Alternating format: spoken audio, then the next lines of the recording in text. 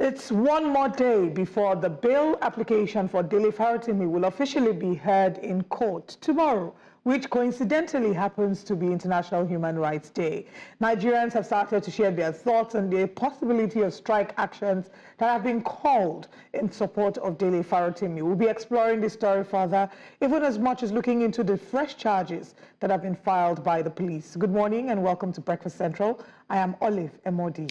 I'm Joe Hansen. Good morning, and we're saying congratulations to Ghana because John Dramani Mahama has been indeed the president-elect by winning in a very, very comfortable way. It was a very tight race, you would say, a two-horse race this weekend. And congratulations as well to the Electoral Commission of Ghana for putting up such a very amazing election. And why would we call it amazing? Even though some Ghanaians say that it fell below par, for Nigerians, it was quite a shocker that they didn't see anyone come out with canes or any threats or stealing of ballot boxes in different regions or states, but rather it was a case of people going by their will, and most importantly, everyone voting while businesses were just continuing in smooth procession. But we want to say congratulations, as we can see there on the screen. The celebrations are indeed rife. Everyone was jubilating because it was a tough one, a very tough one. And we must say also congratulations to Ghanaians who have pushed the borders concerning democracy, as we equally saw the current vice president, who's outgoing, put out a clear statement and went online and went also on video to congratulate the president-elect John Mahama. So that's what you see there on the screen. It clearly shows that Ghanaians were indeed ready for this one, and they used the next 4 years before this election to prepare very closely. So this morning we're saying congratulations. We'll be exploring this story in the course of our conversation. But for now, let's quickly look at our top 3 stories from the weekend. What would they be? Well, while you were sleeping, the big story did sneak in. Well, at number 1, it's the story about Naira appreciating to 1,600 to $1. Now, if you've been following the trend very closely, on Thursday last week and on Friday, the Naira grew some strength. The dollar actually fell from 1,700 to 1,520 Naira. It was worthy of celebration. So it was worthy of celebrations. Nigerians were indeed celebrating, saying congratulations that the Naira started to grow some muscle. But then again, is it going to be short-lived? Are we going to see the Naira continue to... It seems likely that the Naira is starting to gain strength. And when I spoke to a few persons over the weekend, they clearly told me, listen, the Naira is going to, grow. It's not going to fall because, one, parents are not paying for school fees abroad, so there's no tuition fee. Dollar is not in circulation. People are no longer buying goods because they've already bought the goods they want to use for the Ember months, that's December, so there's no exchange in terms of currency from Naira to dollar, hence why you would see that the Naira would grow. And most importantly, they also highlighted the fact that everybody coming, there seems to be very little circulation, or more circulation rather, of dollar. So it's not like dollar is just in the hands of a few. Now you have the IJGB who are coming, so dollar seems to be in circulation, hence why it's not really in demand. And that's a key point that you've raised, and this happens usually every year. I don't think this is something foreign. Naira always, a number of times we'll see the Naira gaining strength at the end of the year because there's inflow of dollars. We're seeing what we call the IJGBs. I just got back, but Nigerians in the diaspora returning, and with them they're coming in with more dollars. So there is much more demand than there is. There's much more supply, to match whatever demand might be there. But there's also several other factors. You look at the CBN's new electronic foreign exchange matching policy, where they're creating a very clear path to match buyers and sellers of FX, as opposed to what was previously existing.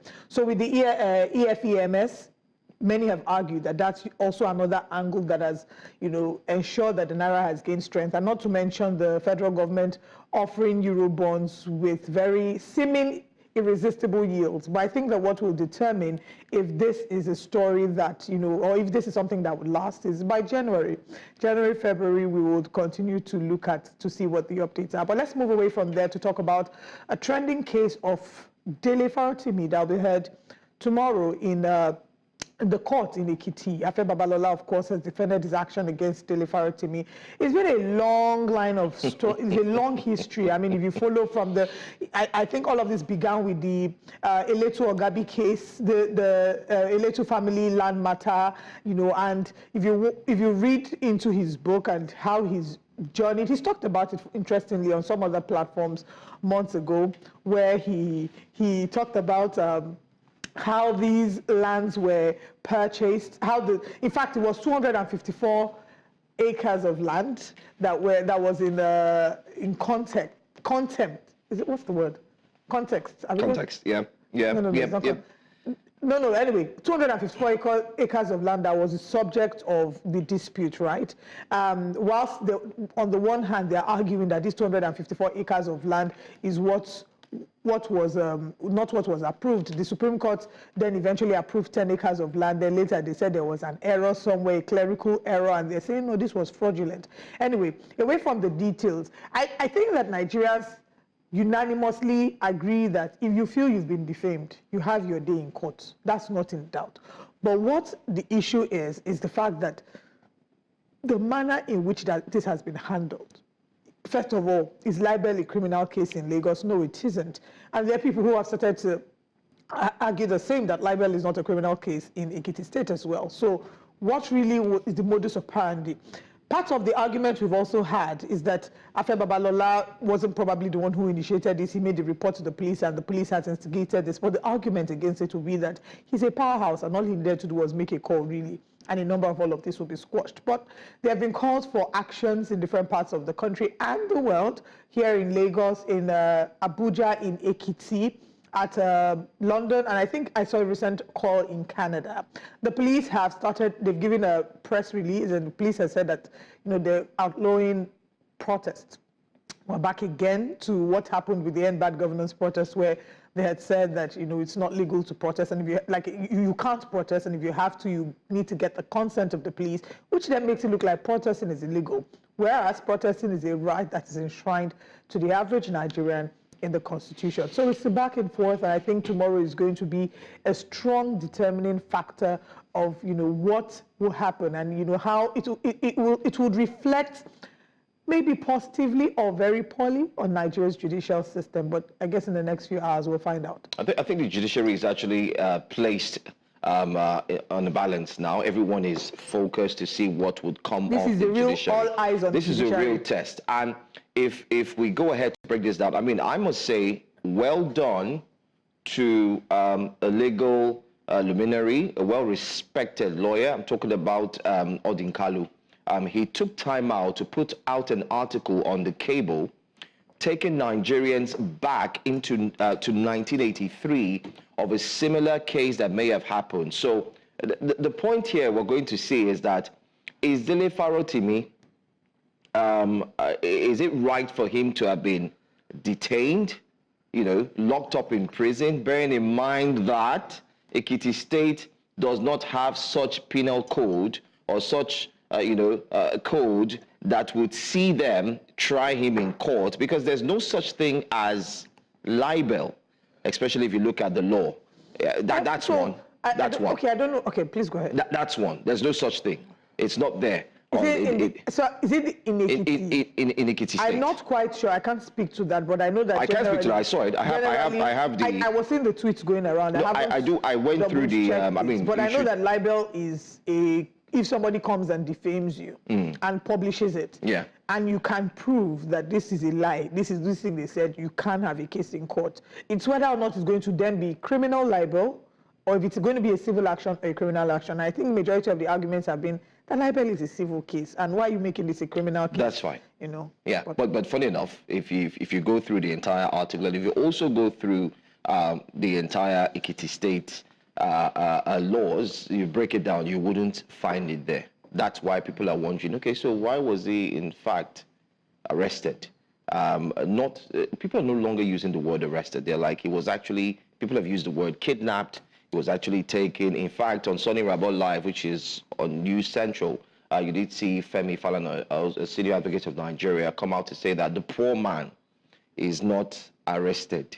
He is hoodwinked, he is taken by force as well. But the big man, he receives a letter to say, please, we would like to see you at the police station, just like they did initially to Dele Farotimi. But then again, we'll talk about this case extensively in the course of Breakfast Central, but it begs for many Nigerians to look deeply into the judiciary. And like we said, the judiciary itself would be put under the spotlight to see what would actually come out of it. But let's go straight to our very last story. This one, let's talk about number one story. Trump plans a mass deportation. He's going to end birthright citizenship. In an interview that was held yesterday on NBC, President Trump came out to say that it's high time illegal immigrants would have to leave the country. And the key point is, if you decide that you don't want to leave your family behind, Trump is saying that the entire family would have to leave. And it's an action that he plans to take in the next 4 years.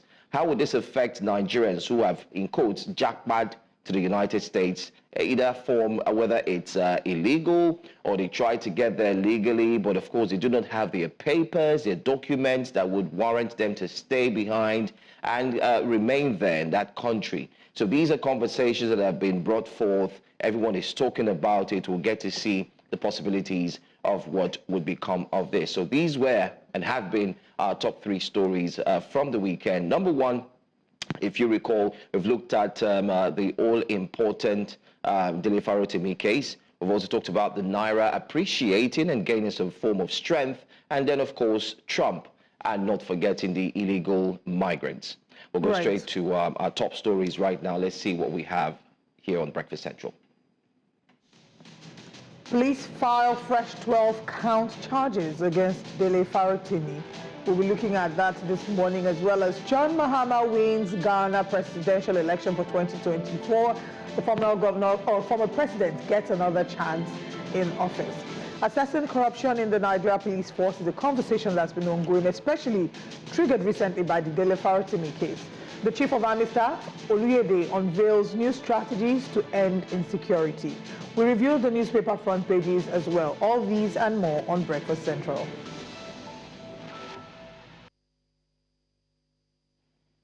Thanks for staying with us here on Breakfast Central. Let's go straight to the stories making the headlines. Let's start off in Ghana. The presidential candidate of the new Patriotic Party, Dr. Mahamudu Bawumia, has conceded defeat in the 2024 general elections. In a public address broadcast from the candidate's residence hours after results started trickling in, he acknowledged the victory of his opponent and expressed his gratitude to Ghanaians for the opportunity to serve as a vice president and presidential candidate. Well, staying with Ghana elections, former President John Mahama won a historic comeback election victory on Sunday after the ruling party accepted defeat, with voters appearing to channel their frustrations to them for the government's handling of an economic crisis. Following Saturday's election, new Patriotic Party candidate Vice President Mahamudu Bawumia on Sunday considered Ghanaians wanted change after he failed to shake off widespread frustration over high cost of living.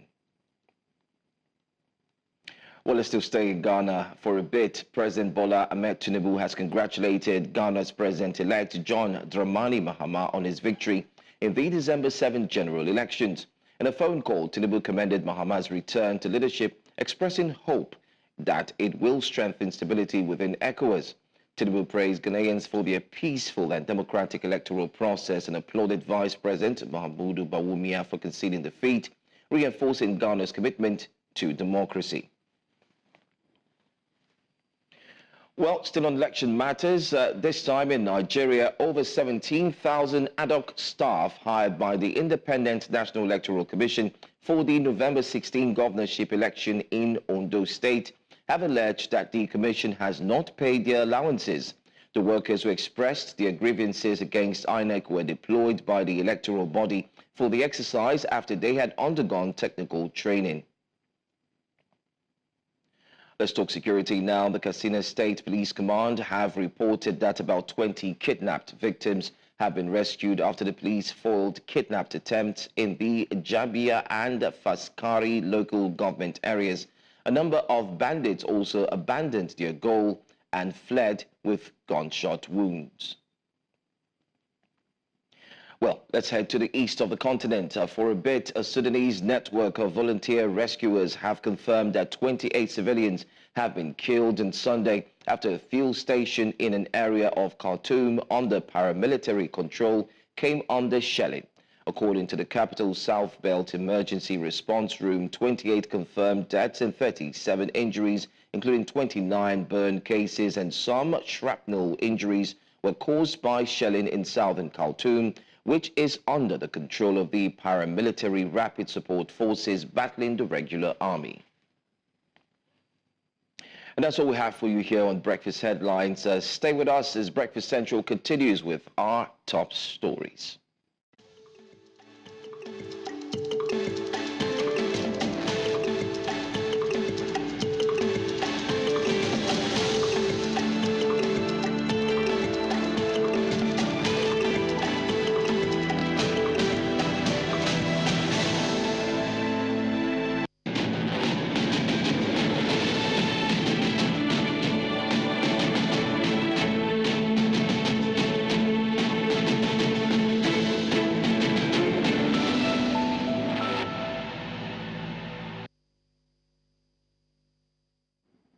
Nigeria's Chief of Army Staff, Lieutenant General Olufemi Oluyede, has announced plans to deploy new strategies to tackle insurgency in the northeast and other security threats across the country. After an operational appraisal during his visit to troops of Operation Hadin Kai, the Army Chief highlighted the need for adaptive tactics to address the evolving threats posed by individuals and groups that are sabotaging peace. News Central's Omar Kewa completes the report. The quest to end insecurity in Nigeria has been a continued course. The newly appointed Nigeria's Chief of Army Staff and his team of lieutenants are concerned about the welfare of their troops. They are at the 7th Division Medical Services and Hospital in Maiduguri, where wounded personnel are receiving medical care to ensure their speedy recovery. We have reappraised our strategies. We are going to bring in more impetus into operations, bring in more platforms to support the soldiers so that they can do their work well. That's why I am here. And I think I've achieved that aim. So we're going to go back to Abuja, see how we can add more to their platforms, support them in the operations, and I'm sure we'll get better results.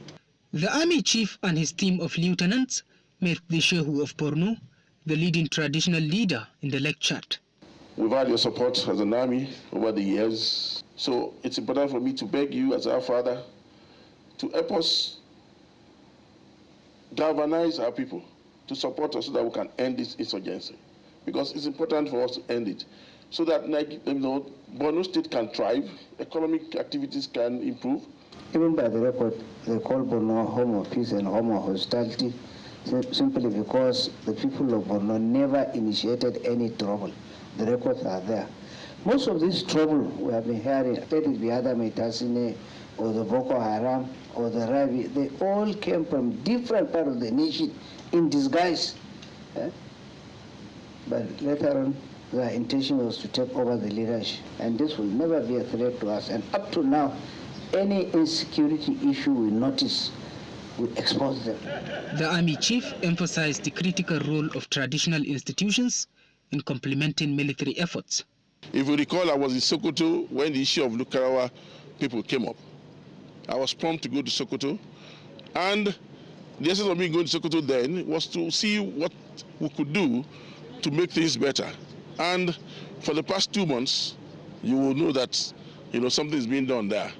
And talking about Zamfara and Northwest in general, we are also going to reappraise the operations there, bring in technology, and see how we can make things better.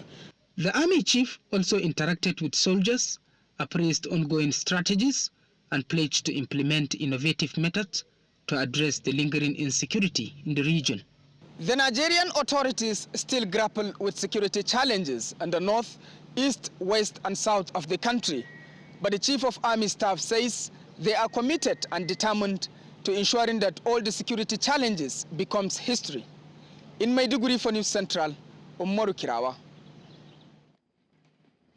Thank you, Umar Kirawa. That's a report about how the Chief of Army Staff, is basically unveiling the plans to fight insecurity. We'll continue to follow up with the story because at the end of the day, this is a common desire for Nigerians, that insecurity becomes a thing of the past. We're nowhere near it yet, but we will continue to have hope, faith, and a trust that the system will protect our territorial integrity. We'll go on a quick break, and when we return, we'll be heading straight into our top stories. Stay with us.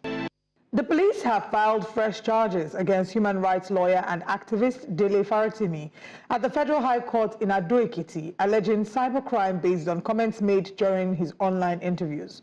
Recall that the Chief Magistrate Court in Ado-Ekiti ordered Farotimi's remand in prison, with his trial set to resume on Tuesday, December 10th.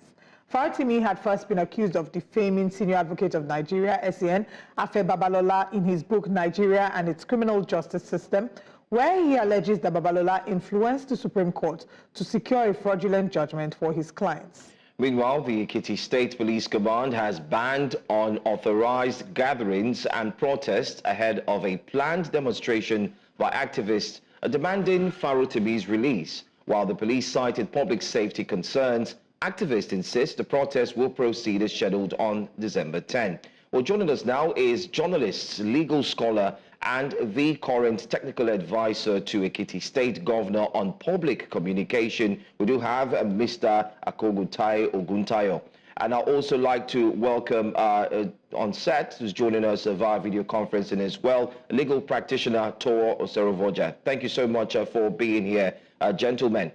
This is a very, very much talked about case, especially within the four walls of Nigeria and also outside Nigeria. So your participation here would mean a lot to us. Let's start off first looking at the petition. There have been conversations around it is illegal, it is not legal, and how the entire process was brought about, especially how Dele Farotimi was picked up from Lagos across border to another state in Ekiti. Let me start off first with you, Mr. Tor, before I do come back to our guest who's all the way from Ekiti. Okay, looking at it, if it is legal, and if you look at it from the perspective of what is play now, well, for me, I think there are several things to look at when you talk about defamation as an in civil case and also defamation in criminal matters. You talk about the issue of publication. You discover that oftentimes I ask, where is that book published? That is one. Then two, where does Dele reside is another thing again. Then three, to what extent should the aggrieved party takes it to? And we've also agreed that based on the criminal code of Lagos State, criminal defamation is no longer an offense in Lagos State. And when you talk about defamation, you look at the area in which the book was published, not the area in which the book was published, not where the aggrieved party reside. And second, you need to also consider is where does the offender reside.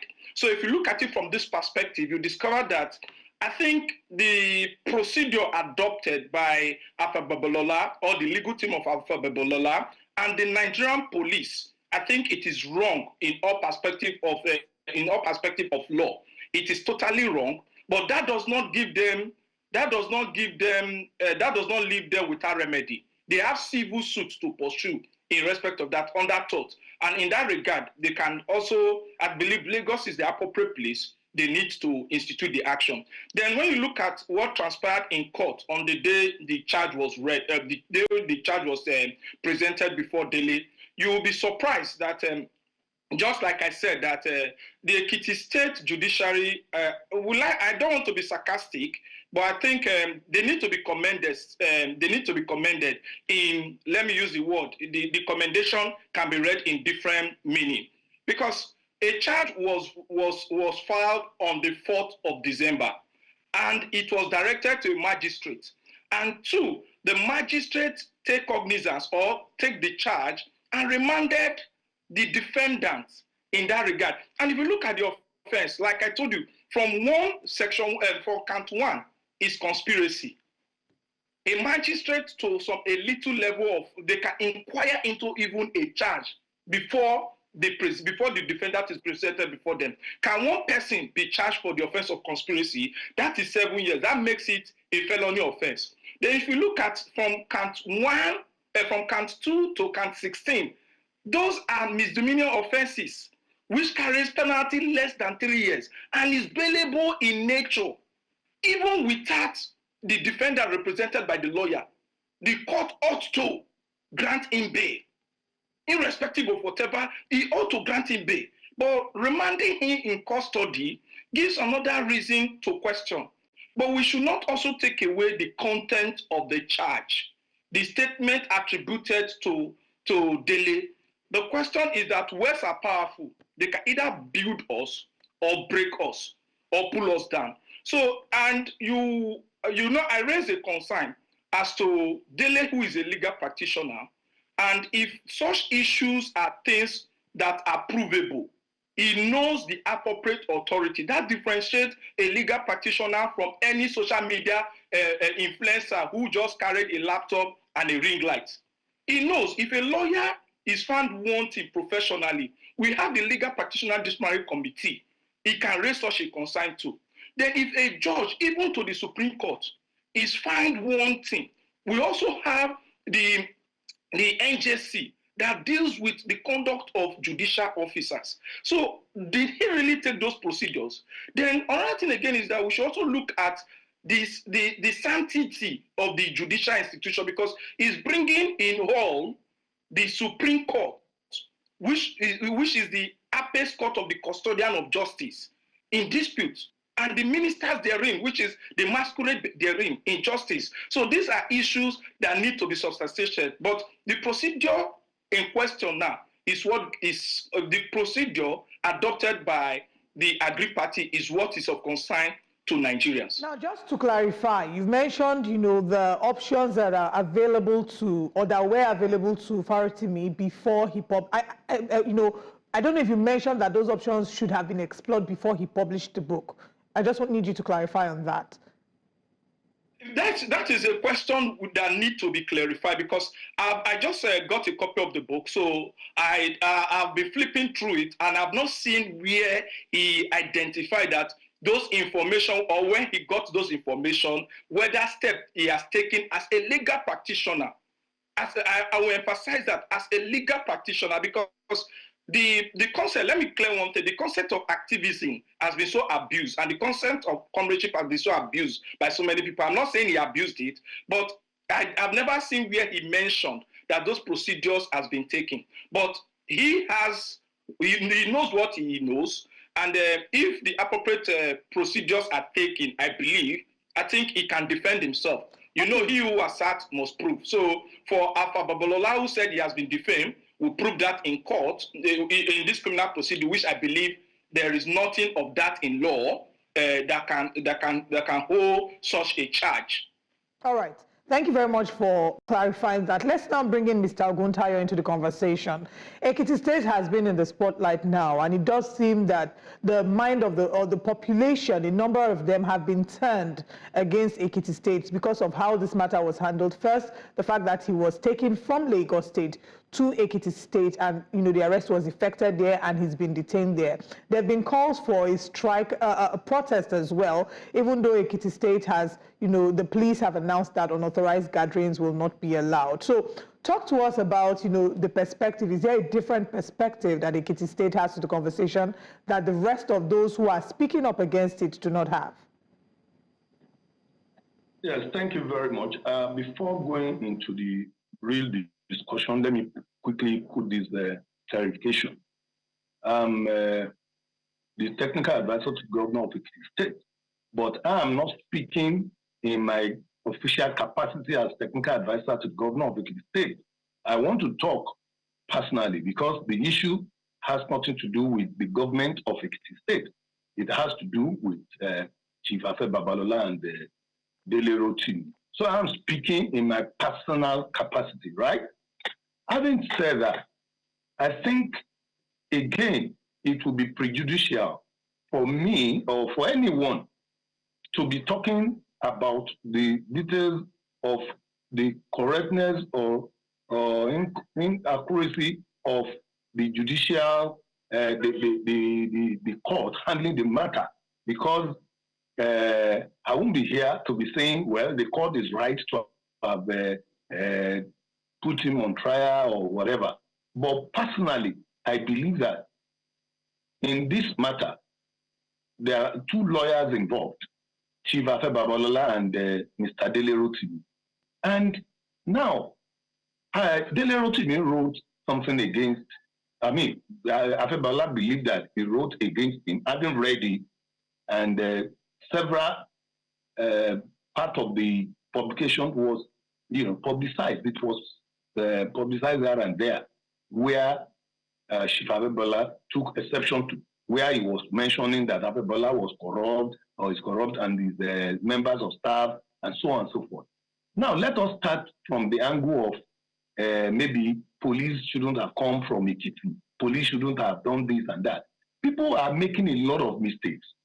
What if you are saying police shouldn't have come from Ekiti? What are we talking about? Are we saying that it is the Ekiti State Police that went to Lagos to arrest Dele Farotimi? No, it is the Nigeria Police Force that they came all the way from Ekiti. They have their normal way of their normal operational method. If they are going to, if for instance, somebody is found wanting and they are coming to Ekiti to arrest him from Lagos or anywhere, it is normal for the police command in Ekiti to intimate the police command in Lagos that somebody will be arrested. And when the police gets to Lagos, the police from Ekiti get to Lagos, they first of all go to the police command in Lagos.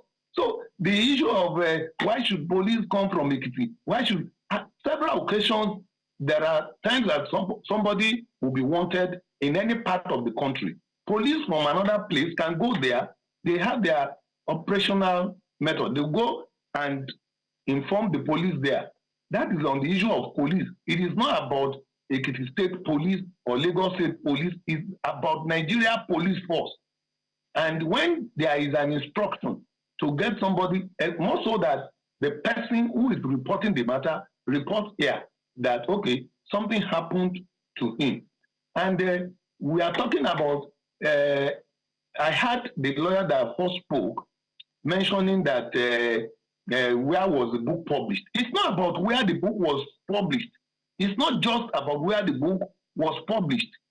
It's about where the book was published, where the book is being sold, and where the book is being read. If you are publishing a book, it's not meant for Lagos alone.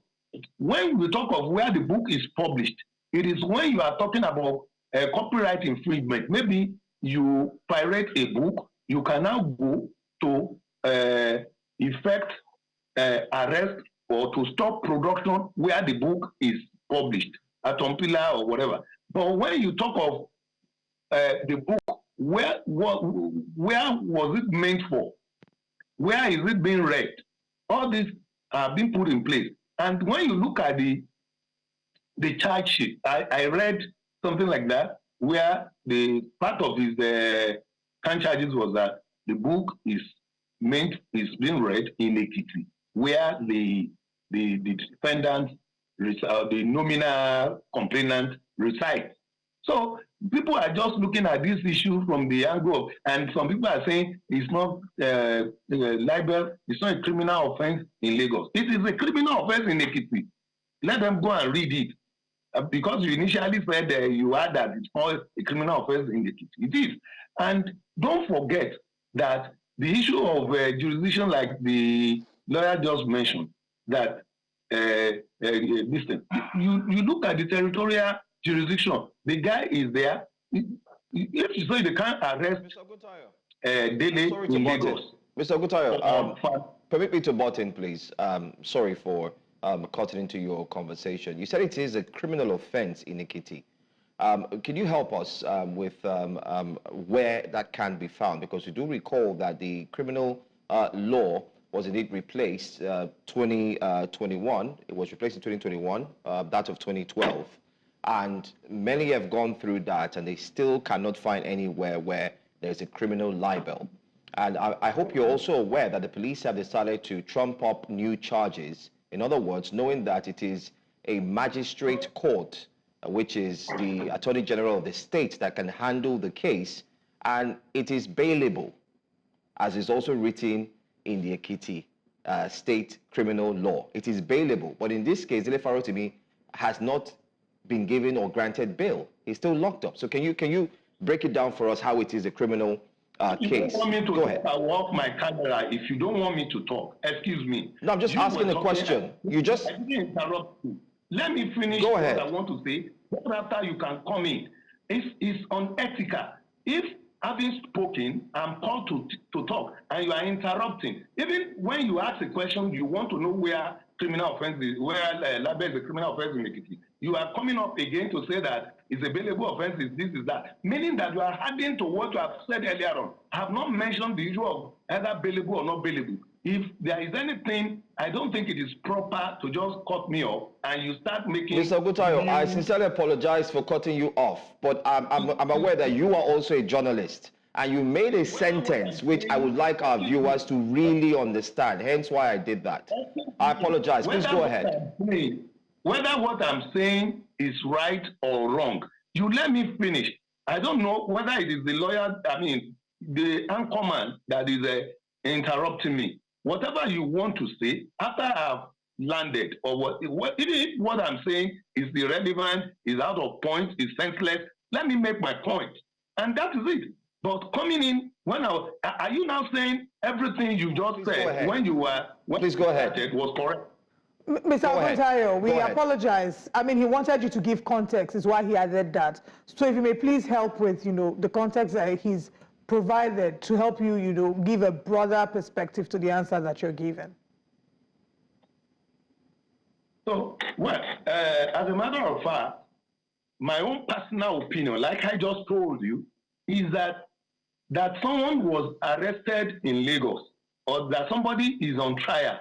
It is not something that you now come up to say it is wrong of him being tried.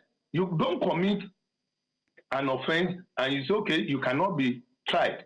That is my personal view. The moment the thing is in court, let the other party or let whosoever is sympathetic to Dele Farotimi's cause come to court to say, okay, yes, this court in Ekiti, magistrate court, has no jurisdiction to try the matter. And the matter will be, if it doesn't have jurisdiction, it will be taken and the matter will be struck out. It's not about whether this or that. The man that felt defamed, Chief Afebalola, reported the matter and Dele was picked up. If you want to go into rhetoric of whether the man is right or the man is wrong, I think the court of law is there. Somebody felt offended, he went to court, they get him arrested. Another person can say, okay, the court they took him to does not have jurisdiction, they go there. But like I told you, I won't go into whether the court is right or not right, because like I just said, it is prejudicial. Simple. If you want us to talk about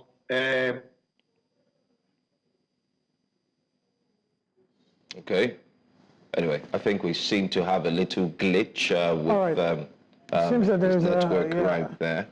But anyway, I think we'll bring in Mr. Osoro-Waja as well to maybe react to that and also speak to the fact that there have been calls for, or there have been the police has made statements inferring that they would not approve of unauthorized gatherings, even though there have been calls for a protest, tomorrow being the 10th of December. So if you can react to what our guest had spoken about, as well as speak to the possibility of a strike, the legality or otherwise of same.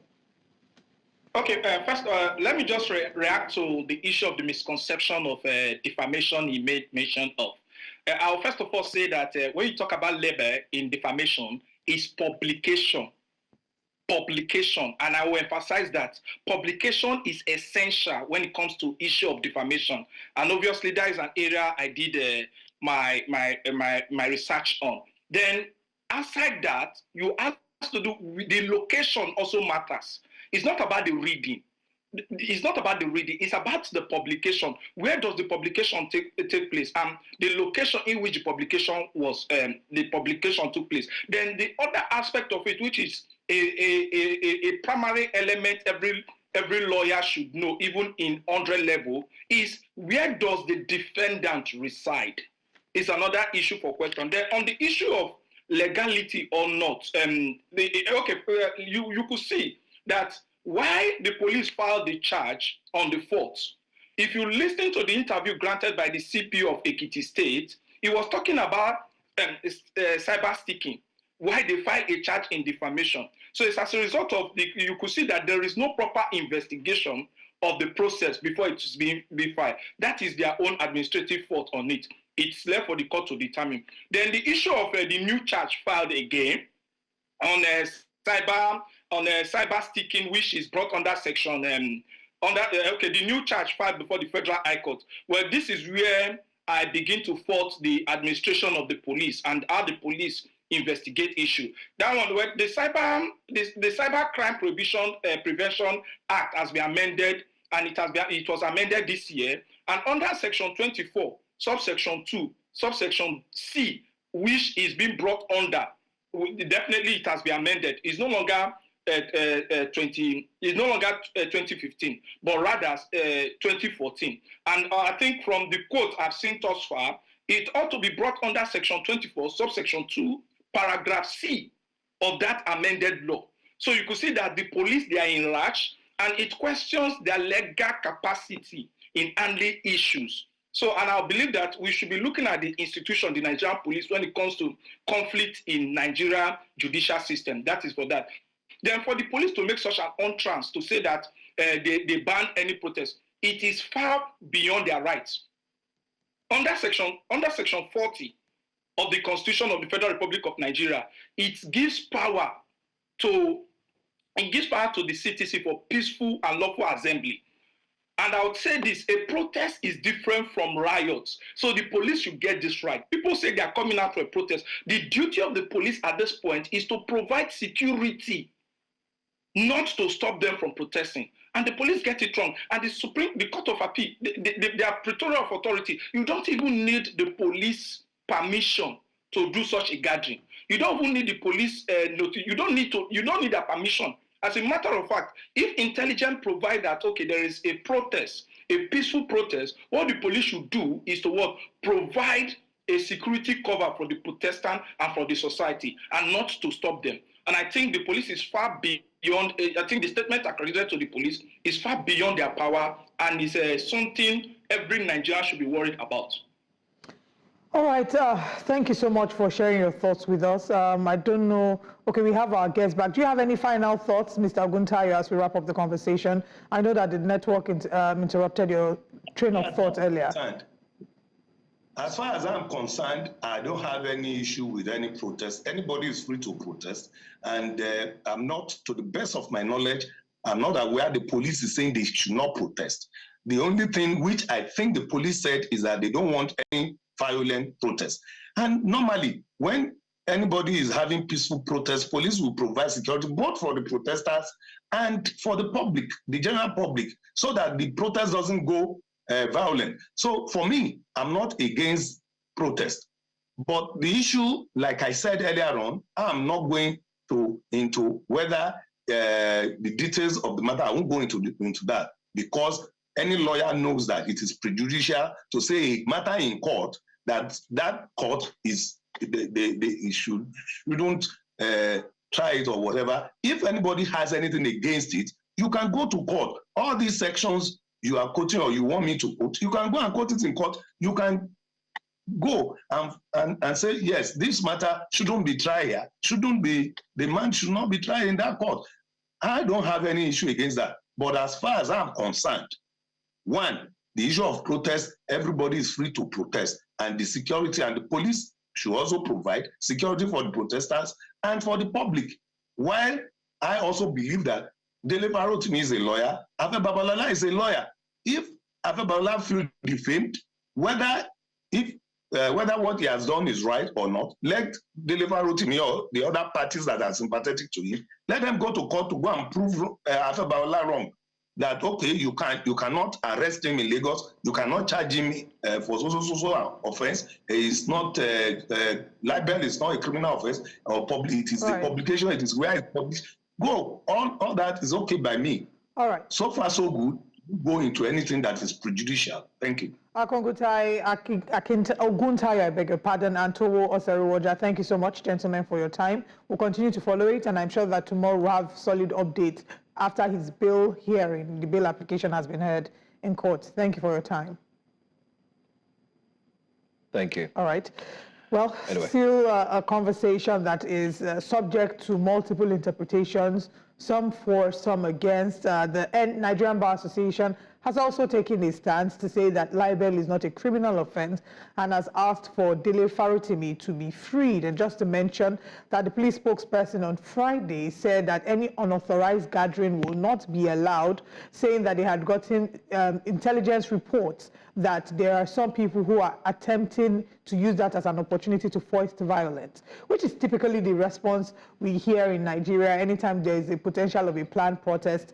Before now, protests were never a problem until the NSAS protest that culminated in the October 2020 unfortunate incident. But now we've seen that after that, it's been like fear-mongering every time that we hear that there's a potential or possibility of a protest. Let us mention that the right to peaceful protest is a right that is enshrined in our constitution, is a right that every Nigerian citizen who is disgruntled over any sort of issue or who has any form of grievance should be allowed to express. But then the law provides that if they report to the Nigerian police, the police is meant to ensure that they provide security on the route. I cannot see anywhere where the law has mandated that any protester must say where they are going to and what routes. We saw that happen in the urban governance protest, where protesters in a number of cases were restricted to certain areas, but because they didn't want things to get out of hand. I mean, of course, we are law-abiding citizens. Nigerians are law-abiding citizens. Nigerians are law-abiding. Well, so we saw that a number of the protesters talk to the guidelines, but if we're facing things as is, the law provides that protesting is a right granted to Nigerians. But by tomorrow, the 10th of December, which is International Human Rights Day, Dele Farotimi's bail application will be heard.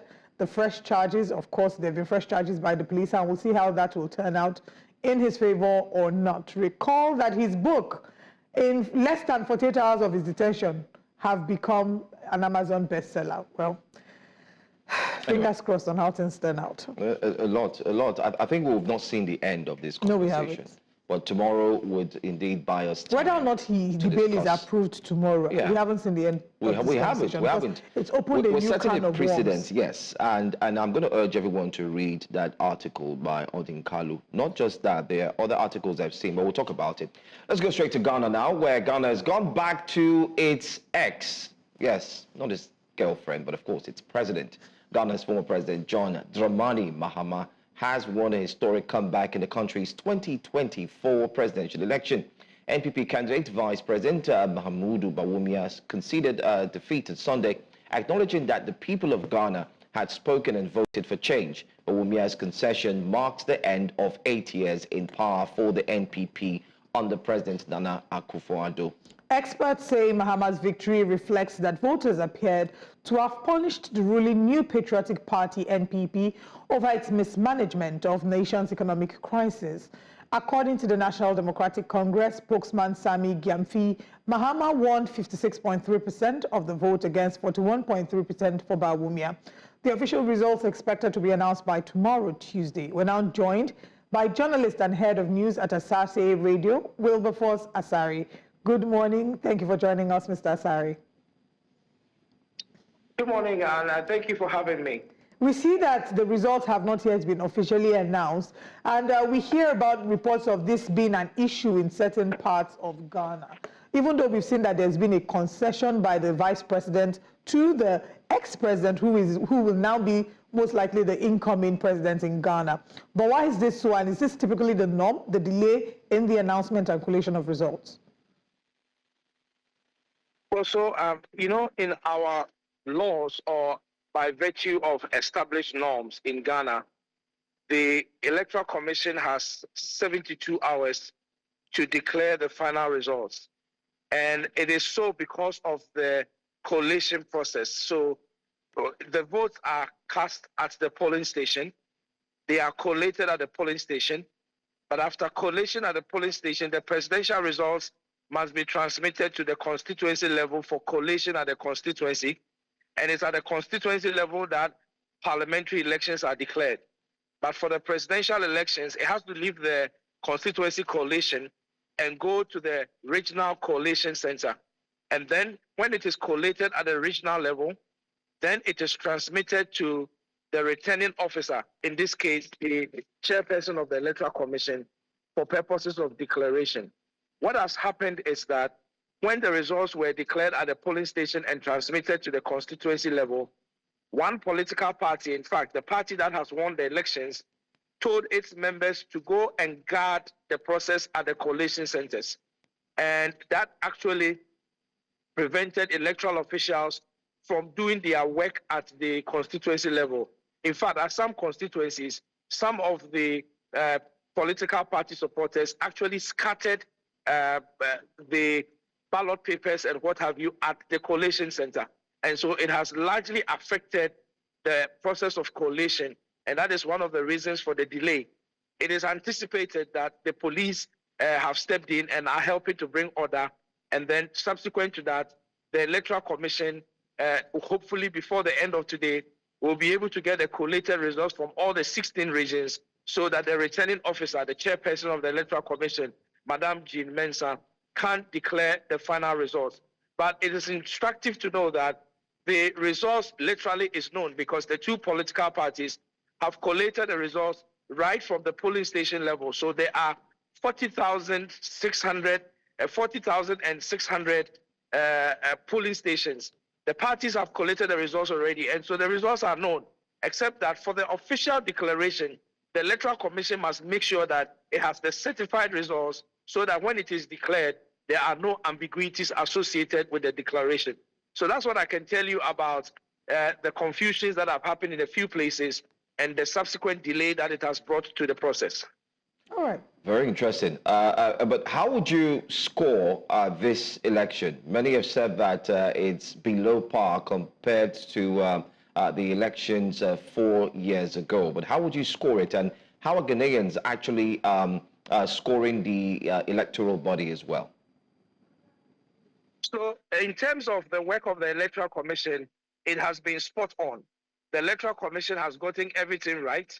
And this election has been probably one of the most smoothest and most peaceful, if you ask me. But the challenge has been the fact that the voter turnout will be the most lowest in our history. And that is because largely, if you look at the outcome of the elections, majority of the supporters of the new Patriotic Party, which is the outgoing government or the outgoing party, did not turn out to vote. They simply refused to vote. And so when you compare the outcome in terms of the voter turnout, it will go on record as the lowest in our history. And that means that a lot of people showed no interest in this election.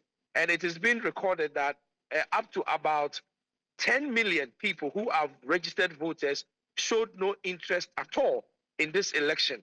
And so it is influencing the discourse when it comes to our political experts and what have you. What could have accounted for this show of no interest at all in the political system? And so it's one of the things that I can tell you about as far as the election is concerned.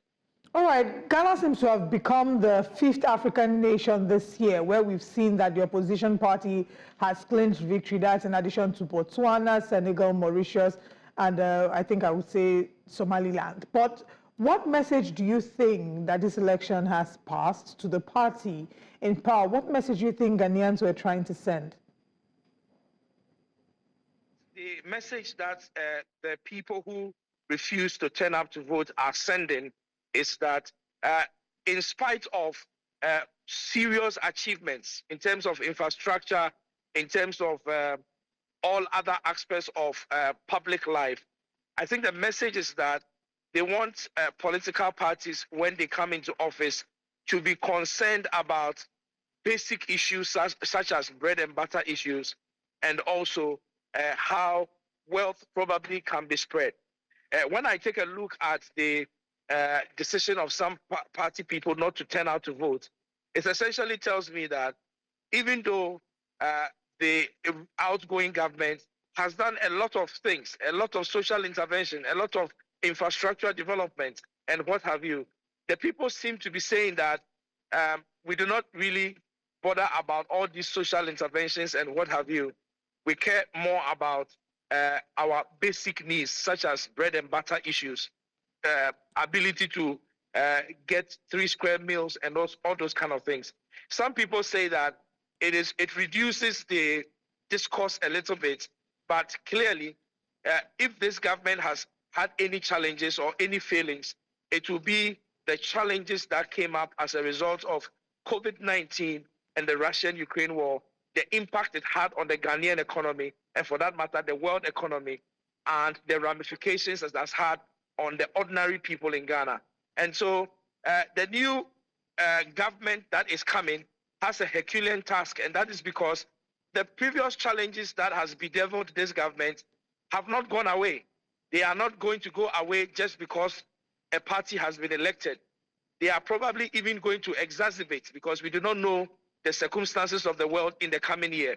So it's a Herculean task for Mr. Mahama and his government, because they are inheriting a difficult situation, and in no time, the impact will be felt whether or not just the change is sufficient to take away the challenges, or the challenges are not going to go away. And so the new government is going to have a rather difficult or a tall order trying to overcome these challenges within the short period that it has to be in office.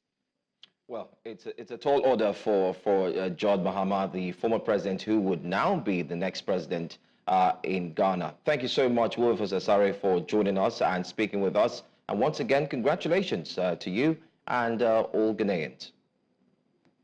Thank you. Well, over the weekend, our man and, of course, the entire team of News Central were in Ghana and are still likely in Ghana as we speak. We do have Bernard Akede, who's joining us right now. Bernard, wow, you seem to look a bit different. I don't know what's happening. Is it the haircut, or better still, you've been having a lot of kinky and so on? You want to share with us? I did see your video, by the way, online. You may have been enjoying yourself. Good morning to you, Bernard.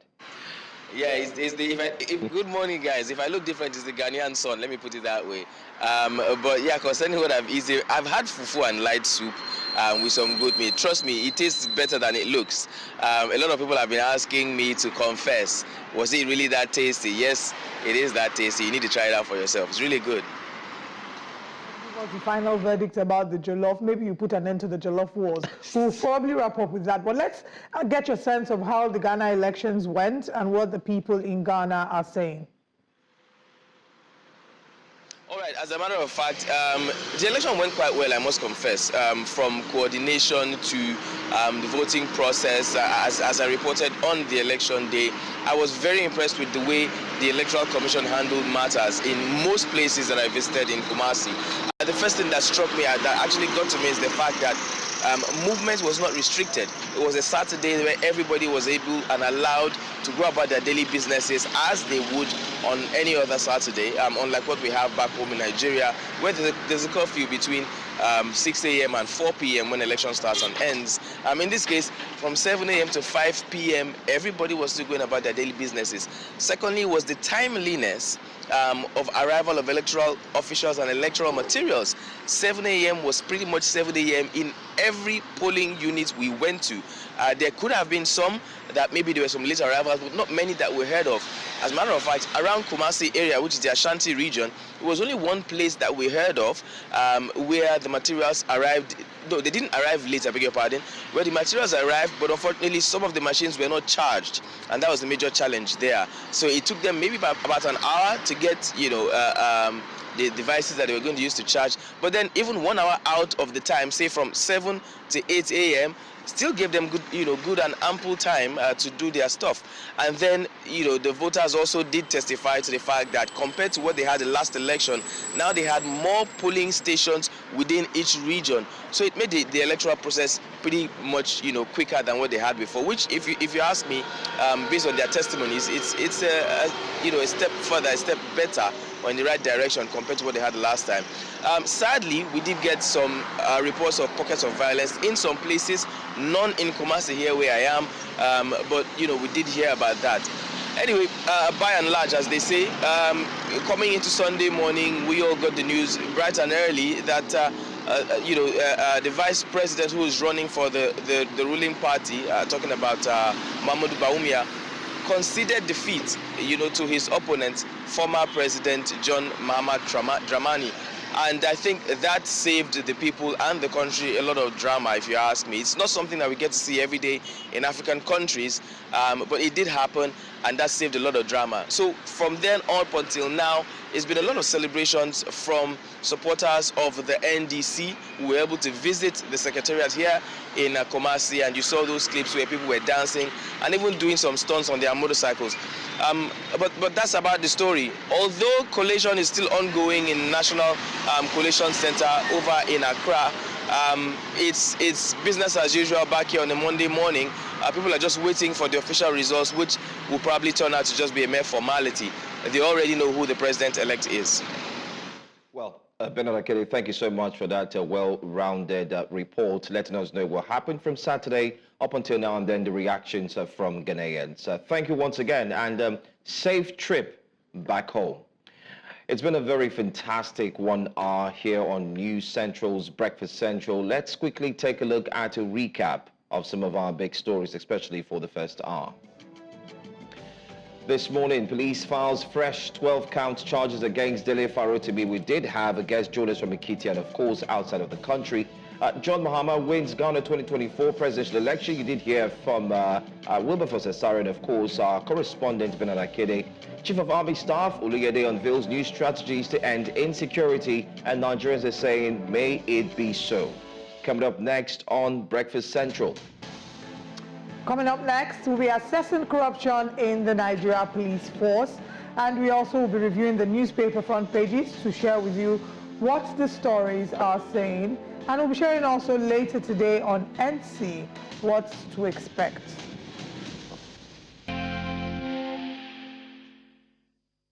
Welcome back to Breakfast Central. Let's review the papers with you and with our guest analysts who are joined by the publisher of the Niche newspaper, Ekiti State. Good morning. Thank you for joining us.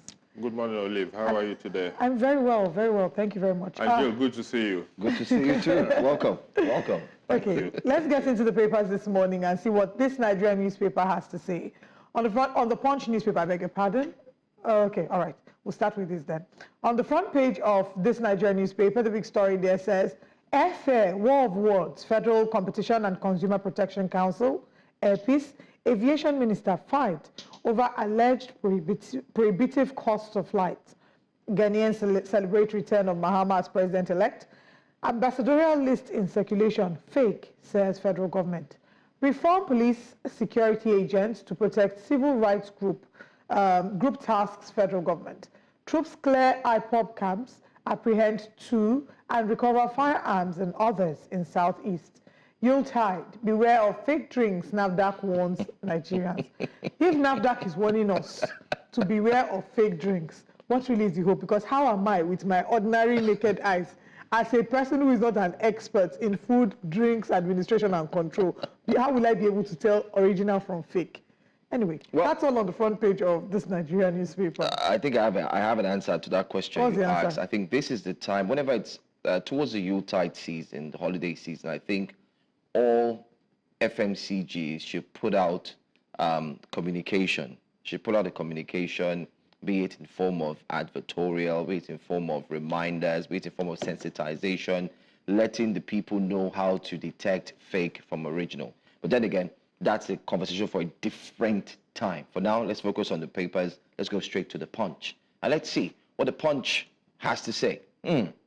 At the top there, it says, Tax reform.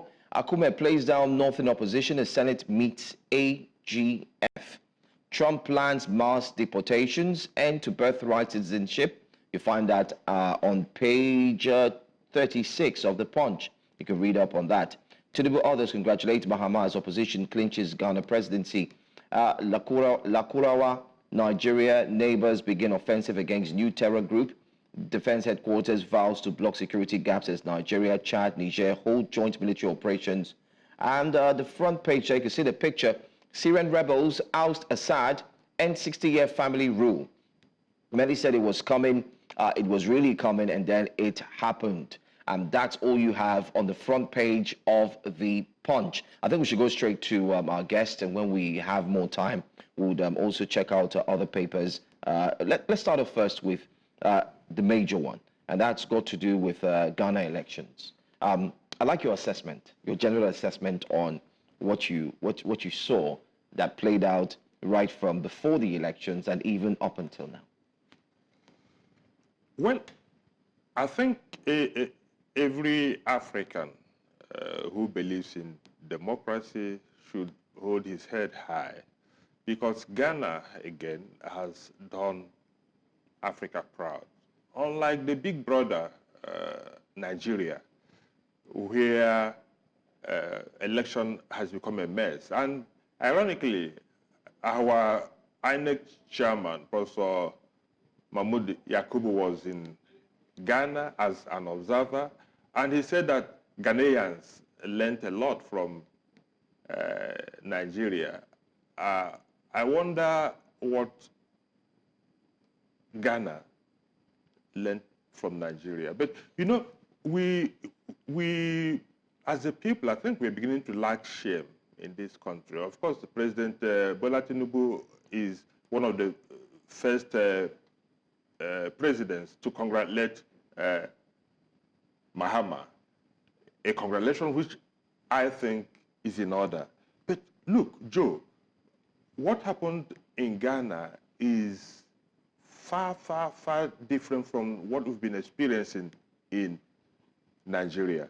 Now, the election, don't forget that Mahama is a comeback kid, if I could use that expression. This was a guy who was a vice president, and when his principal died in office, he took over. Then, in that election, he lost to the opposition party. He had contested the presidency twice since then and didn't win. Now, he has won. Ghanaians simply voted, and look, this is why I continue saying, on what basis do we, as Nigerians, claim that a party like APC, that even the present government, which is also an offshoot, a product of the same APC, is saying that Muhammadu Buhari ruined Nigeria's economy. Yet, we are saying that the same APC that ruined the economy won election in 2023. Does it make sense? Ghanaians, just like in every other place, they voted because they felt that the outgoing government, inflation got to an all-time high of 50%. Despite the fact that they brought it down to about 20-something% before this election, yet Ghanaians said the economy, they looked at their pockets and said the economy was not doing well and they needed an alternative. And that alternative was the opposition party, and John Mahama is the president-elect. Another lesson we need to learn from Ghana, John Mahama, people don't drop their political parties just because a party lost election. Ideologically, you could differentiate the parties in Ghana, Party A from Party B. Mahama has been faithful, has been with his political party all this while. Even when he lost elections, he's remained in the opposition political party. How is it done in Nigeria?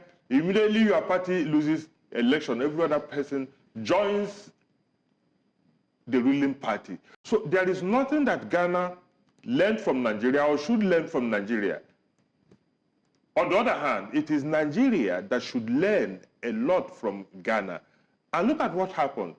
When tension was building up, the candidate of the ruling party, who is the vice president, even before the results came out, even before the electoral commission there, the umpire, was able to announce the result, sent a congratulatory message to the candidate of the opposition party, because he said that the results they got from the field, from their agents, confirmed that this man has won convincingly. And that brought down the tension in that country. Here, the ruling party must win election, whether you like it or not. It's a shame that we are where we are. And it is a shame that our people, our leaders, are displaying so much arrogance and brazenness that Mahmoud Yakubu could say that Ghana has learned a lot from Nigeria. So kudos to Ghana, kudos to John Mahama, the president-elect, and Ghana will continue. If they go this way, look, the statement issued by the vice president said, look, Ghana needs to be advertised as a stable democracy because we need foreign direct investment. We need to revamp the distance, and that nobody ought to. The tension dropped immediately. Nigeria should learn a thing or two from Ghana. Well said. I think it showed how they told the line of former President Goodluck Ebele Azikiwe, Jonathan. In 2015. Yes, how he put that call through. And one thing that's, caught my attention was the fact that while he was making that statement, if we have the video, you put it up, everyone around him, you could tell the faces. There was this form of, oh, we're not angry, we're not agitated, but you know what? It's comme ci, comme ça, like they say in French. It's neither here nor there. It's either you win or you don't win. We didn't see any form of aggravation that would lead to wanton destruction of properties and so on. But then again, that's all. I don't know. Let's take a look at another story. All right, let's quickly hear, since we're talking international news, Syria, what's happened in Syria? We've seen Syrian rebels celebrating as they've been able to oust Assad and end the 60-year family rule. I think that's the front page on the Punch newspaper. So let's get your thoughts on that. Well, the Syrian debacle, because that's what I will call it, ending a 60-year family rule. Well and good. That's the way dictators usually end up. They don't end up well. So Assad has left. But my worry is that I don't see it being an uhuru, a new day, so to say, for Syria. Because what we have succeeded in doing is that new strong men have come in, and I don't see it being different from what the Assad family did to that country in 60 years. The fighting may not stop. Yes, Assad has left, but a new group may also emerge to challenge the decision. Syrians need to take back their country. And that, I think, even when we talk about Africa, I am more worried about the Arab countries because they have allowed foreign powers to determine what happens to them and in their countries. And that, look, why Assad, they were able to oust Assad was, of course, because the main backers of Assad before now were Russia and, of course, Iran. Russia is embroiled in a debilitating war with Ukraine, and therefore it is not so much bothered about what happens in Syria. Iran is also having its own issues with Israel and all that, and is fighting on all fronts, and therefore did not pay much attention to Assad. So Assad was left on his own, and left on his own, he could not defend the onslaught against him. So he's gone. It is good that he's gone. One family cannot be in power in a country for 60 years, and you expect that there will be peace. But my point is that it is still rule of strong men. The people who have come in are people who are fundamentally Islamic fighters, and I don't see how the problem of Syria is going to be solved today and tomorrow just because there are new power keys on the block. Very, very, very insightful, and I think it's one that is vibrating in different parts of the world. Everyone is talking about it, especially even the United States incoming President Donald Trump. But then again, let's quickly take a look at another paper very quickly. Let's look at the Vanguard. We could put up the Vanguard very quickly. Let's see. The Vanguard says, any threat to Nigeria's security, internal or external, will face justice. That's according to the NSA. Marketers may lift petrol from Patriotic Refinery this week, Ipman says. Why Naira is a massive recovery race across all markets by bankers. Let's see this one. It says, how non-appointment of ambassadors is hurting Nigeria, according to envoys.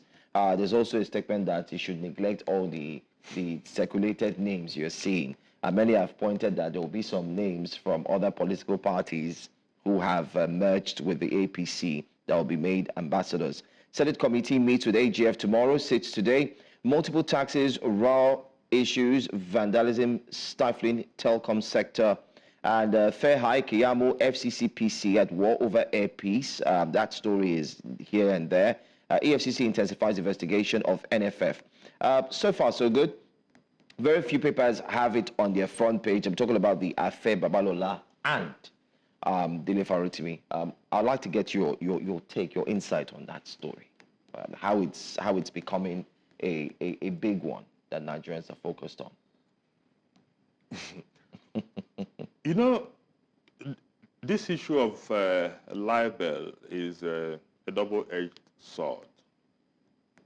Elder statesman Afe Babalola claims that Dele Farotimi defamed him and is insisting that Dele must defend himself in court. Yeah. Which is good, except that the process through which they are doing this is not right. In the first place, look, I think a pattern is beginning to emerge in this country, particularly under the Bola Tinubu administration, that citizens are being grabbed by the police and taken to a magistrate court that has no jurisdiction, whether it has or does not have the jurisdiction, and the magistrate will now remand you in custody for a number of days and all that. Look, if Afe Babalola felt that Dele Farotimi defend him, of course, he has a right to clear his name. And he knows, as a senior lawyer, in fact, one of the most senior lawyers in this country, he knows what to do. And what to do is to go to court and not to use Gestapo style to come and kidnap, as it were, because that was literally what they did. They kidnapped Dele Farotimi in Lagos and took him to Ekiti, where he is now being remanded. I hope and I believe that at the end of the day, Dele will have his day in court. let them go there and sort it out. But this does not speak well for both the Nigerian police and the judiciary. And at the end of the day, you know, there is this old story. I think it is Dele Farotimi and some other person. I think it is Rotimi Williams. One took the other person to court or threatened to charge the other person to court because of libel or defamation.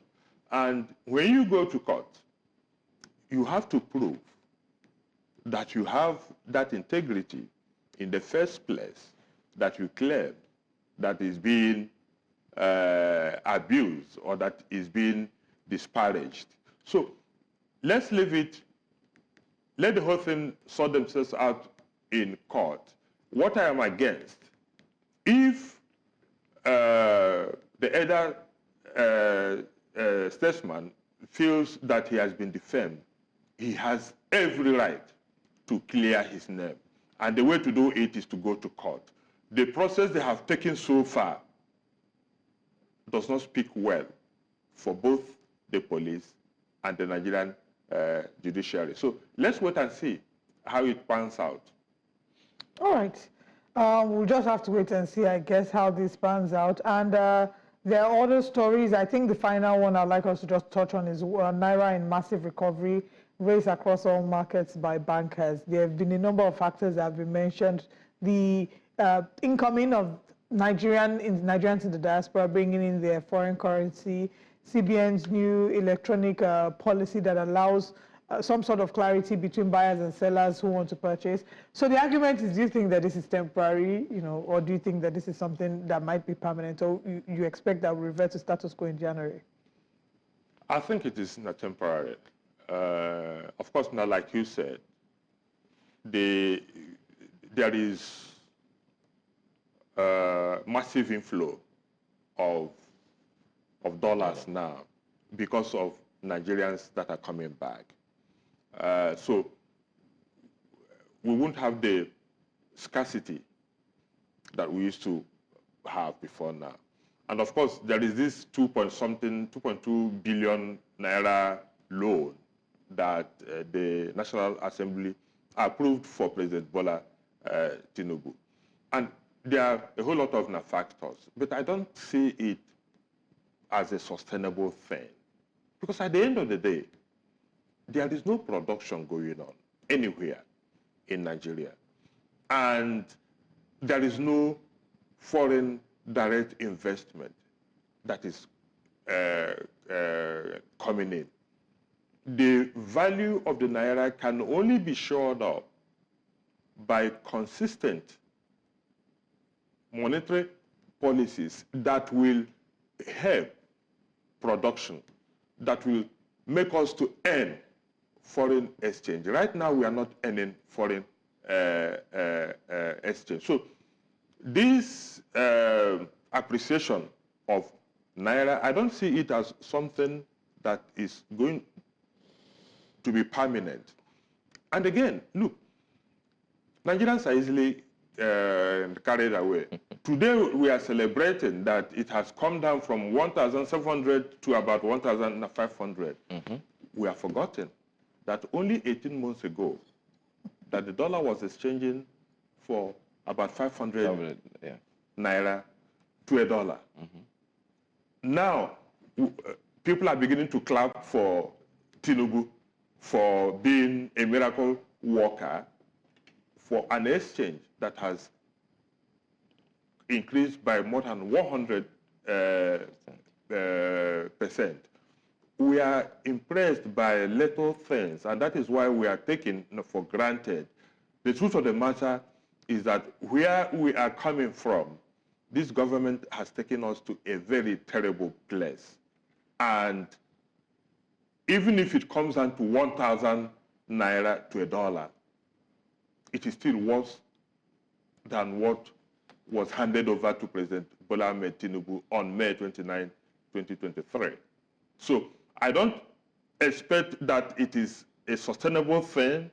I think it is a very temporary thing based on the factors that have been lifted. When we go into New Year and all these factors are no longer on the table, I don't see this so-called appreciation of the Naira continuing. All right, Wow. So many conversations to look at. Unfortunately, we are out of time now. I was hoping that we could take maybe one more story, but we will love to have you again. Unfortunately, I've just been informed that we've run out of time. Thank you so much, Mr. Ikechukwu for joining us. It's always a pleasure to have you. The pleasure is mine too. All right. We will go on a break, and when we come back, we'll be looking at other stories, focusing particularly on police extortion that has been brought to light, especially in the most recent conversations with Dele Farotimi. The illegalities that have occurred in Nigerian police have been a main topic. Stick around.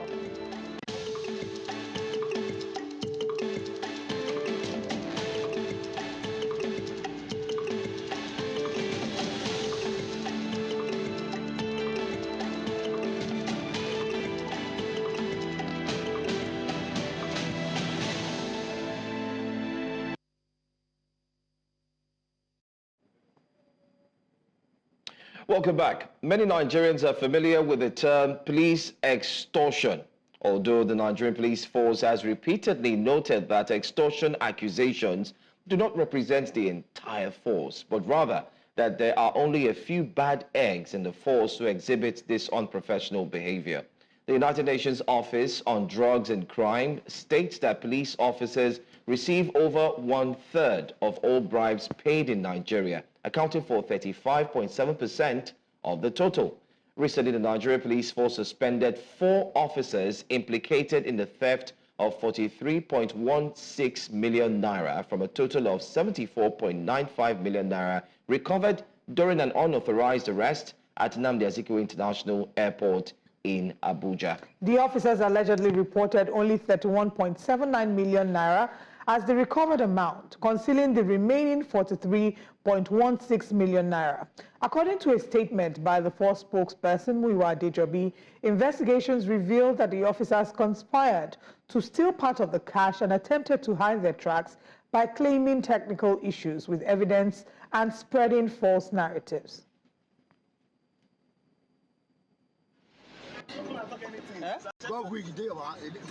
But he told you that he just came into the country. My brother, go goodies, 500 milligram paracetamol.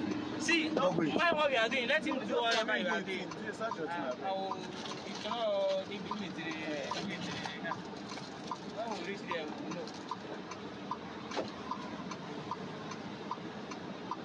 Kudus.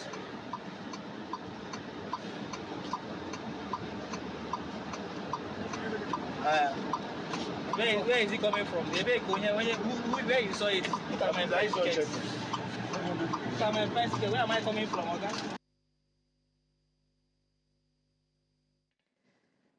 Well, joining us now to discuss this and also look at the spate of cases concerning the Nigerian police force and extortion, we do have security expert Chidi Omeje. He joins us live. Thank you so much for being here. It could have been even a conversation that many returning Nigerians would have loved to be on a broader scale. Hence why we're going to continue this conversation and try and ensure that we get the police force to also be part of it. But we're starting off with you, the very first part, Mr. Omeje. Let's talk about the spate of extortion. I know you possibly may have witnessed one, or you may have even come across a police officer who possibly asked you for one. You know, like, happy weekend, sir, what do we have? Even when your papers are complete, and so on and so forth. Please tell us, how can this menace be stopped? Okay, thanks for having me. Look, the issue of police extortion or bribe and whatever Roger, whatever we decide to call it, is not a new phenomenon. It has always been here. And let me tell you something. I did my youth service in the 90s. At the police training school, Jos, when I was a police instructor as a youth corper. And and of course, we had this, what they call men on course. We had recruits coming for training, and then the men on course, people who are going for other ranks. So, but I was teaching the recruits. And let me tell you something. The condition of living there, the entire environment, everything there was to me as a young, as a young guy living in university, coming to that place, I find it rather strange, that people are subjected to this kind of living conditions. And something struck me. I had some friends there, young guys like me who are recruits. And once we were sitting down and discussing, and they were telling me, man, I can't wait to pass out so that they will go out there and then be on the streets and then recoup some of these sufferings on the streets, roadblocks. I'm not making this up. This thing happened, and I'm telling you that it happened. So you could see that the mindset was actually built while there, because the recruitment process, the training, and everything screams punishment. It screams scandal. Screams, below par. So these guys were conditioned from the beginning to see police job as, something that is not meant for real professionals, but as a second option for people. So, well, in any case, every society gets the police they deserve. Police are not the only ones that are in this, are living this life. Of course, we know about the judicial system. We know about the NEPA people, the electricity people. We know about every sector of Nigerian society has been, corrupted to the point that what the police is doing has been emulated by this road safety, VIO. Even so it's a pity that even the military guys on the highway have picked up this, street idiosyncrasy. So it is a culture that we have already in the country, and I don't think it's only the police, but it is concerning because the police guys are the biggest security agencies that interface with the people, and they bear gun, and we see them everywhere, and every now and then they interface with us. So it is more likely that you encounter them and you see this kind of thing. So it's not just the police, but then it's concerning because the police are meant to be law officers, law enforcers, and they are actually law breakers, as we are seeing here. So it is it's something that I do not know how we're going to go about it. It calls for ethical orientation. It calls for a lot of orientation, not just the policemen, but the entire society. It's a big issue, and that anybody who comes to this our climb, this is the first thing they get to see right from the airport. You see those guys, immigration people, the NDA people, all those people at the airport. You see that they have the same character and orientation of bribery and extortion. So it's coming our way of life. A pity. So that's my initial reaction. What would you say are some of the things that further strengthen this unfortunate scenario where we keep seeing bribery and corruption being a part of the trend in the Nigerian police force? Is it the fact that we don't really see strong action being taken against people who are caught involved in this issue? I mean, it's one thing to suspend and fire a police officer who's caught in corruption cases, but are they really made to face the law? So would you say that maybe lack of strong penalties is one of the reasons why this is further strengthened? And what are some of the other reasons why this has become, quote unquote, a norm? To start with, all those things we see when they bring police, defaulting police to face court martials and all those things are just cosmetic things, just things to make us feel good that yes, indeed something's been done. Something's not been done because it's a systemic issue. If you catch them, the ones you bring to the office and then put on TV or on the media to say you are trying them, are just a minute. I don't know how to describe it. It's just one. It's indescribable. So every now and then, every day of our life, the policemen out there on the street are engaged in this act.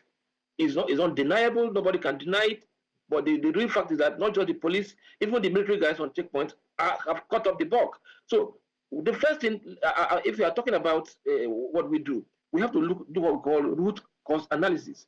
And our root cause analysis will reveal that at the bottom of all this thing is bad governance. It is bad governance that that makes it possible for people to see these kind of things as very attractive way of meeting their needs. If the policemen are well remunerated, if you give them very good working condition, just like you would have given other people, I think it will, to a large extent, bring down. But then look at it this way: Even those who work in NMPC, we know that they have been paid jumbo salaries. Are they still not, mired in corruption? So corruption, has become, I don't know, is a norm in our country. And I think that we blame it to bad governance. Bad governance means that we have bad judicial, criminal justice system. It means that you have, you don't prioritize your resources. It means that the government don't care about the people. It means that even the law enforcement agents on the street out there are hungry people who are looking for a way to augment the little salary we are paying them. And these are the people who you owe salaries. I remember that at the time, just some couple of months ago, some elements in the police force are planning to take the police to court, the police authorities to court, because they say that their ranks were not they were not given the promotion they deserve. So many things are bad. It's all about bad governance. So we need to strengthen it up from that root base before you think you can get it right. It's not something, all these cosmetic measures of, bringing them to trial or the room trial and all those things are just face-saving measures that have not stopped it from happening. After this you are showing me now, but tomorrow you will see that another one will be shown. It happens every day on a daily basis. So we need to get to the root causes before you think you can solve it. So this is just cosmetic measure, as far as I'm concerned. Like I said, this is going to be a broader conversation because we want to have this on Breakfast Central to ensure that we can really focus on the causes, demerits, and the likes. We'd like you to please break it down for us. 3 ways in which Nigerian police force can ensure that these issues of extortion can be curbed. Just give us 3 ways. And we want these 3 ways to be resounding because we do have Nigerians who are coming back from the abroad, in quotes, and they're going to face these issues with police officers on the road. So quickly just tell us 3 ways as we're running out of time. Well, the first thing to do is the police to recognize the fact that they need to do something about it. They need to be out there on the street, to do, even though I said it was a cosmetic measure, because I believe that dealing with the root cause measure will be better. But now that we have your tide on our hands and people are coming home and a lot of things will be happening on the traffic, I think I need to see the police authorities set up some kind of task force from the IG's office or whatever office to be steady on the road, to monitor the activities of these guys, to go to the express, to the black spots where we see the police guys do these kind of things, to monitor them. I cannot give you 3 points. I can only give you what I think. I believe that the best thing we can do is to be intentional about stopping it. I don't agree with the issue of cosmetic measures. I agree that we need to go back to the basics. That's what I think. All right. Cosmetic measures, you did say. We'll come back to have a deeper conversation about this because I don't think that there's really any 1 to 3 steps to, getting rid of this. I think that it might be that's the truth. There's no three-way step about it. It's about it's ethics something. It's orientation, and it's already imbibed. It's already internalized by most Nigerians. It's not just the police. For goodness' sake. I completely agree with you. It's a values problem that we have as a nation, but we'll come back to talk about this on a much broader scale. Chidi Omeje, thank you so much for your time with us today. Thank you. I appreciate the opportunity. Thanks. All right. Thank you. It's a tough one. It's a tough one. Regardless of the fact, I mean, I was opportuned to have sat around persons who had spoken deeply about this institution. And they've talked about how deep the corrupt, in quotes, officers are not helping the ones who are not corrupt, especially in the limelight of every single Nigerian. We've seen different cases. We've seen where police officers have been dismissed. We've seen so many issues. But then again, the case and the act of corruption still continues. Extortion is still the bane of the day. But I'm thinking, maybe if I said 3 ways, could it be that the police officers need to be paid well, their salaries, their accommodation well taken care of? Because one who earns well, like they've done for the judiciary, they say the lawyers earn properly, they would not go into bribery. Now, Then again, that's not to say that, of course, we shouldn't push for I know it's a lie, proper remuneration of the Nigerian police. Maybe But also maybe I have to read this book. Can I quickly add, because at the end of the day, what we've seen is that in a number of cases, even with the president's, president is taken forward, the executive arm of government, with legislators, they pay. Let me finish saying what I'm saying. They pay more. They pay a lot of. They pay them more. It's why you will see that they have so much, yet they want so much more. You see our senators, House of Reps member, they're getting a lot of money. Then why do you still see that they are trying? So at the end of the day, I think it's still a value system. Whilst I agree that they should be paid more, their welfare should be further strengthened. But then we need to go back to our value system, because the thing is, if someone is a thief and you give him more money, it will then further his desire to steal more, because he's seen that there's more where that money is coming from. It might not really stop him from stealing. Who is a thief is a thief. I agree. Anyway, you might want to read the book, by the way. I'm sure that you're reading it now, and then you come back and share us. System. It's actually become the bestseller now. Yes, it has become a bestseller. All right. That's all that we have this morning on Breakfast Central. Thank you so much for joining us. We're back again, same time tomorrow, 7 a.m. to 9 a.m. Remember to continue conversations on the platform. There'll be the news at 9 a.m. and several other shows that'll be expanding on some of the biggest stories around the country, the continent, and the world. I'll see you tomorrow. I'm Olive Emodi. And I'm Joe Hansen. Do have a safe and a beautiful start to a new working week.